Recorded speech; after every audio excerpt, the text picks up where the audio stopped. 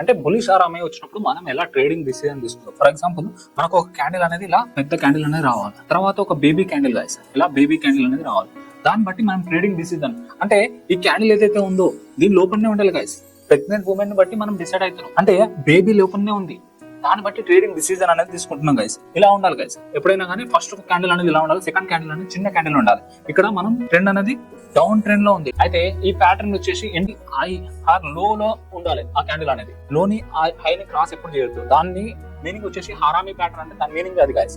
Okay, baby candle and mother candle ఇలా down trend లో ఉంది. ఇది వచ్చినప్పుడు స్వింగ్ లో మస్తు వర్కౌట్ ఇస్తుంది గైస్. జబర్దస్త్ గా స్వింగ్ లో వర్కౌట్ ఇస్తుంది. ఇంట్రాడే లో వచ్చినప్పుడు డౌన్ ట్రెండ్ లో వచ్చినప్పుడు దానికి ఉన్న యాక్యురసీ బట్టి మనం ట్రేడ్ పొజిషన్ తీసుకున్నాం గైస్. అయితే మోస్ట్లీ ఎంట్రీ అనేది ఎక్కడ తీసుకోవాలి, ఏదైతే బేబీ క్యాండిల్ ఉందో బేబీ క్యాండిల్ హై అనేది క్రాస్ చేసినప్పుడు ఎంట్రీ తీసుకుంటాం guys. This is my entry. ఆ బేబీ క్యాండిల్ ఏదైతే ఉందో దానికి ఎందుకు వచ్చాడో స్టాప్ లాస్ పెట్టాం entry. And bull centre price అనేది పైకి పోయింది. Example guys, bullish RMI example.